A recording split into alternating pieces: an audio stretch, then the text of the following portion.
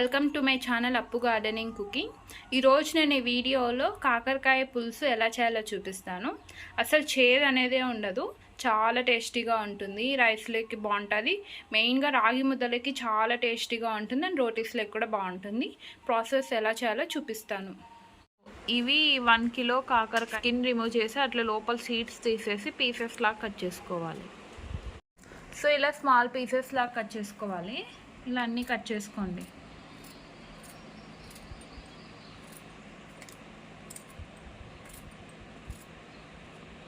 మనం పీసెస్ అన్నీ కట్ చేసుకున్నాక కాకరకాయలు అవి మనం కొంచెం చేదు వెళ్ళడానికి సాల్ట్ వేసి వాటర్లో కొంచెం సోక్ చేసి ఇట్లా వాష్ చేసి ఇట్లా గిన్నెలో తీసుకోవాలి.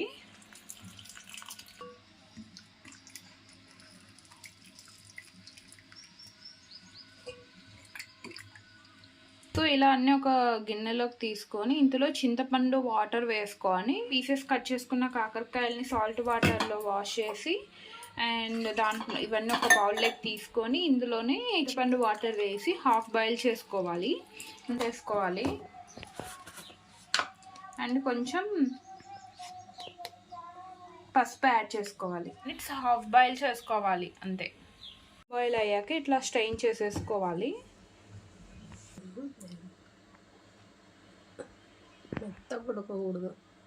కడాయి పెట్టుకొని అందులో ఒక 2 స్పూన్స్ ఆయిల్ వేసుకొని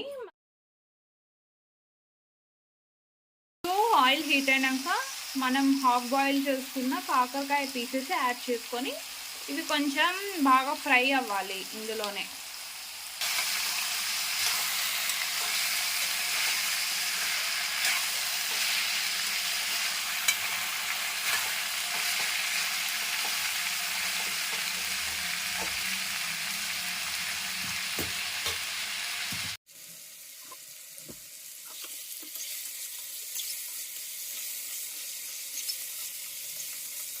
చేసుకోవాలి. కొంచెం చూసుకోండి, ఎక్కువ రోస్ట్ చేసుకుంటే ఇవన్నీ స్మాష్ అయిపోతాయి. రోస్ట్ అయినాక పక్కన తీసుకోవాలి. సో ఆయిల్ హీట్ అయినాక ఇందులో కొంచెం ఆవాలు వేసుకున్నాను, కొంచెం జీలకర్ర వేసుకున్నాను, 2 వేసుకున్నాను. అయ్యో నేను ఒక 5 బిగ్ ఆనియన్స్ తీసుకొని అవి ఇలా పీసెస్ లాగా కట్ చేసుకున్నాను. ఇందులో ఈ రెసిపీలో ఆనియన్స్ వేసుకుంటేనే ఎంత ఆనియన్స్ వేసుకుంటే అంత టేస్ట్ బాగుంటాయి. అండ్ కరివేపాకు కూడా యాడ్ చేసుకోండి. సో ఆనియన్స్ యాడ్ చేశాక ఇవి బాగా ఫ్రై అవనివ్వండి. అన్నిట్లా కలర్ చేంజ్ అవ్వాలి. సో ఇప్పుడు మనం ఇవి ఆనియన్స్ అనేది ఇట్లా అయినాక ఇందులో మనం వేయించుకున్న కాకరకాయ పీసెస్ యాడ్ చేయాలి. పౌడర్స్ మనం యాడ్ చేస్తాం. ఇందులో 1.5 స్పూన్ తీసుకున్నాను కారం పొడి, కొబ్బరి పొడి 1 స్పూన్ తీసుకున్నాను, జీరా చిన్న స్పూన్ తీసుకున్నాను, ధనియాల పొడి 1 స్పూన్ తీసుకున్నాను, పసుపు 1/2 స్పూన్ తీసుకున్నాను. ఇవన్నీ యాడ్ చేసుకోవాలి.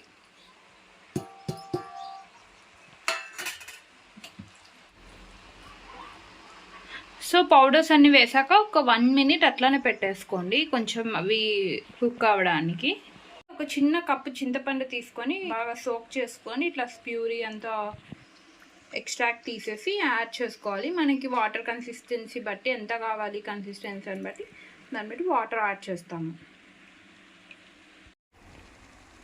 సో ఇప్పుడు ఇదంతా చింతపండు ప్యూరీ వాటర్ అన్నీ యాడ్ చేసుకోవాలి.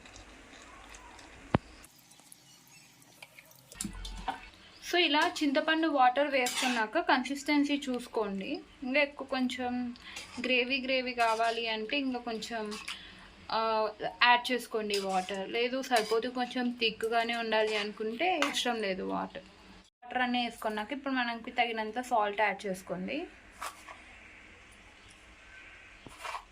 నెక్స్ట్ పులుపుని బ్యాలెన్స్ చేయడానికి ఒక యాడ్ చేసుకోండి.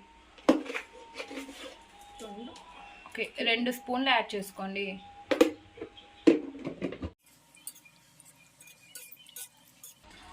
సో మేము టేస్ట్ చూసుకున్నాము, కొంచెం బెల్లం సరిపోలేదు. అది అంటే మనకి చేదు పులుపు ఎక్కువ ఉంటే కొంచెం బెల్లం సాల్ట్ యాడ్ చేసుకోండి, సెట్ అయిపోతుంది. మేము ఇక్కడ అప్పుడు 2 స్పూన్స్ యాడ్ చేసాం, మళ్ళీ 2 స్పూన్స్ యాడ్ చేసాం.